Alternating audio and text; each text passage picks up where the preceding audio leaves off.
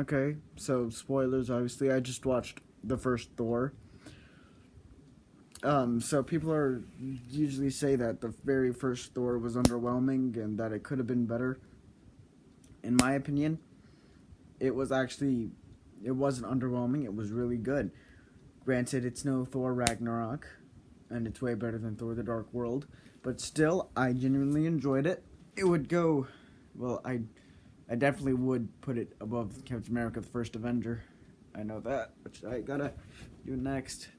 So, so it was a lot of stuff. It was like I did like the cast of characters, even if they're not really too important. Like Jane or Darcy or Eric, they were in like Thor 1 and 2, and then they didn't show up at all anymore. Yo, so I thought that was cool, but then it's all over now. Well, it's all over. Well, I shouldn't say that. It's you don't see him anymore in the Marvel movies, so which I thought, hey, they had a few movies that were pretty cool, and well, yeah.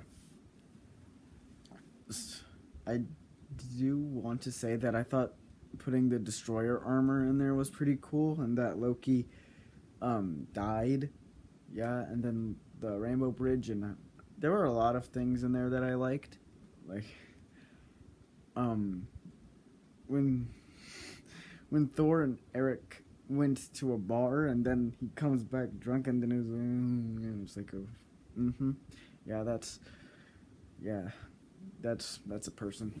So I thought it was nice. I did expect it, like, more of it to be on when I first watched it. I was expecting the first Thor to be more on Asgard than it was on uh, Earth, but hey, and this wasn't my first time watching this movie. It's like my second, actually. I haven't watched it very much, but I still watched. Sorry. So, the first time I watched it, I was expecting it to be more on Asgard in a bigger Asgard fight, and I liked how it didn't fall into like the third act trap of like fighting like of basically an army. A superhero has to fight like the world's largest army of bad guys. Like imagine like Thor the having to fight off the destroyer and like an army of frost giants.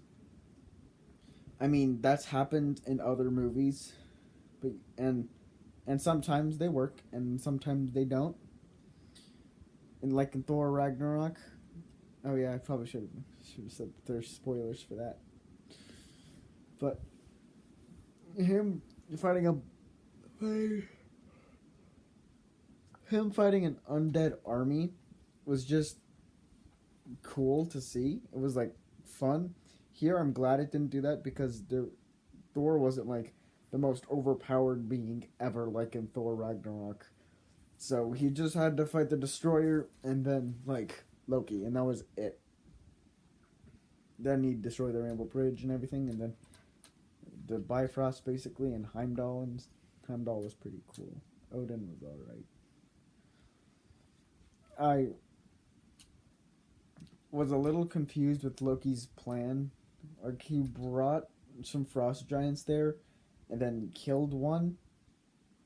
Was he trying to do that to make himself look like a hero among people? Because if so, he could have done like something way different and it would have been like way better. So,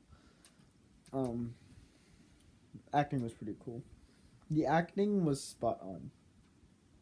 Of course, Coulson was there, and it was nice. And yeah, there was this like whole scene about like a bunch of random guys doing like a party trying to lift the hammer, which was hilarious. Especially when the Stanley cameo happened and everything. So yeah, so I guess that was it for Thor. That was the Thor review. Thank you.